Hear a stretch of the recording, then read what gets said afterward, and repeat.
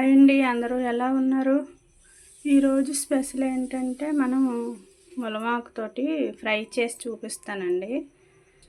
అది చాలా మంచిది, ఉపయోగాలు కూడా చాలా ఉన్నాయండి దానికి. ఎవరిని పెద్దోళ్ళు అడిగినా సరే చాలా ఉపయోగాలు చెప్తారు. తప్పకుండా అందరూ కూడా ట్రై చేయండి. నేను ఎలా చేయాలో చేసి చూపిస్తానండి. ఓకేనండి, మిగతా ప్రాసెస్ చూద్దాం. పచ్చిమిరపకాయలు, కరివేపాకు వేసుకున్నానండి. ఉల్లిపాయలు వేసుకుందాం. ఉల్లిపాయలు వేసుకున్నానండి. ఇవి కొంచెం వేగిన తర్వాత టమాటాలు వేసుకుందాం. ఇందులోని ఐరన్ కూడా చాలా ఎక్కువ ఉంటుందండి. కొనుక్కోలేదనేసి ఇది కొన్నే ఆకు కాదనేసి ఎవరు చీప్గా తీసి పడేయకండి. చాలా ఉపయోగాలు ఉన్నాయి. ఒకసారి అందరూ నిజంగా ట్రై చేయండి, చాలా మంచిది. అసలు వేగనిద్దామండి. ఉల్లిపాయలు వేగిపోయండి. అయితే ఒక 2 టమాటాలు తీసుకున్నాను, అవి వేసుకుందాం. టమాటీ ఉల్లిపాయ వేసి వేపుకుంటే అసలు దానికి చిన్న నగరలాగా ఉంటుంది, అది కూడా పోతుందండి. చాలా రుచిగా ఉంటుంది.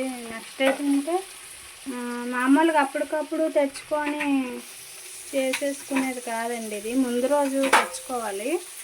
ముందు రోజు తెచ్చుకొని ఒక గుడ్డలో కానీ లేకపోతే పెద్ద పేపర్లో కానీ చుట్టేసి ఉంచితే అలాగని అది ఆకంతా ఊడిపోద్ది. మనం ఏమైనా ఇంకా దానికి ఉన్న కాడలు ఏమైనా ఉంటే తీసేసి శుభ్రం చేసేసుకొని ఒక 3 సార్లు అయినా సరే కడుక్కొని నీళ్ళు వడకట్టేసుకోవాలండి. అప్పుడు మనకు తయారైనట్టు వండుకోవడానికి. ఓకేనండి, వేగనిద్దాం. ఇది తాలింపు వేగిపోయిందండి, టమాటా కూడా మగ్గిపోయింది. ఇది నేను 3 సార్లు కడిగేసి నేను కన్నాల గిన్నెలను వేసుకున్నాను. నీరంతా వాడిపోయిందండి. ఇది ఇప్పుడు అందులోనే వేసేసుకుందాం.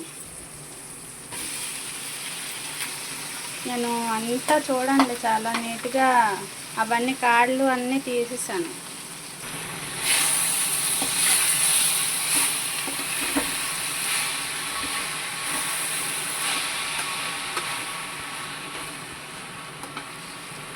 ఒక 2 నిమిషాలు మగ్గనిద్దామండి. ఆకంతా దగ్గరికి అవుతుంది, అప్పుడు కలపడానికి బాగుంటుంది. ఇదేమో ఇంకా పప్పులోని వేసుకోవచ్చు, తెలగపిండి కూరలోని కూడా వేసుకోవచ్చు. పొడి అది గుడ్డు కూరలాగా వస్తుందండి, అలా కూడా చాలా బాగుంటుంది.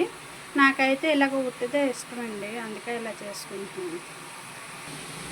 ఆకు చూసారా చాలా బాగా వేగిపోయిందండి. మనం ఇందులో ఉప్పు, కారం, పసుపు వేసుకుందాం. చూపిస్తాం చూడండి. కొంచెం వేసాను, చాలా తక్కువ పసుపు, 1/2 స్పూన్ కారం, 1/2 స్పూన్ ఏమో సాల్ట్ అది ఎక్కువగా వేయొద్దండి. ఇది కొంచెం తొందరగా ఉప్పు అయిపోతుంది కూర, చూసుకొని వేసుకోండి. ఇది ఇప్పుడున్న పిల్లలకండి ఇలాంటివన్నీ పెడితేనేమో ఆకు తింటారా అనేసి అని అంటున్నారండి.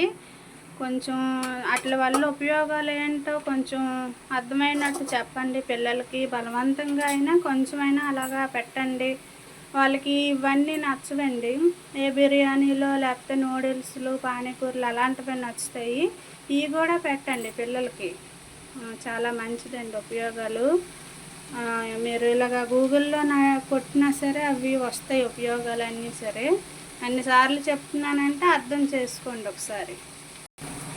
కూర మనకి చాలా బాగా వేగిపోయిందండి. మా వీడియో నచ్చితే లైక్ చేయండి, షేర్ చేయండి, సబ్స్క్రైబ్ చేయడం మర్చిపోవద్దండి. వీడియో ఎలాగుందో కామెంట్ చేయండి. ఓకేనండి, థ్యాంక్ యూ.